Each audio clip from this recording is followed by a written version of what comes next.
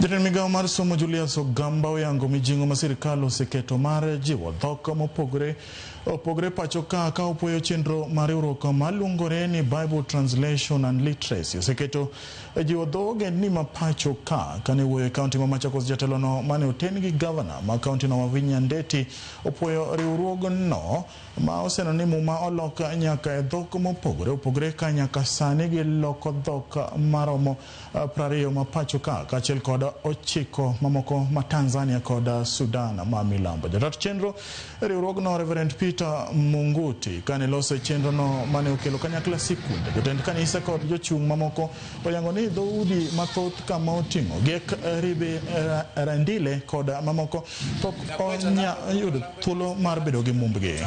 Bible translated into their language, and that is the reason why we do this run and this work for purposes of raising funds to support BTL in their job of ensuring that each and every community has a Bible in their language. As you all know, when you speak in your language, you speak to the heart. When you read in your language, you read to the heart, and therefore it is easier to internalize the Bible when it is read or it is translated into the local languages. Wherever we've given a people God's word in their language, their world opens, light comes to that community, and we see communities completely changed by God's word.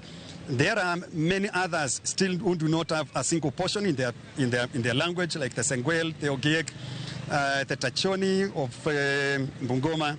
We have the Ndasnach, the Rendile, the Samburu. These are communities that we are currently working with, and we pray that one of these days they are going to receive the scriptures like every other person. And it is very important for us to support that so that the word of God can go all over Kenya and the world. I decided to come because I wanted to have something in common with God and just to appreciate what I have.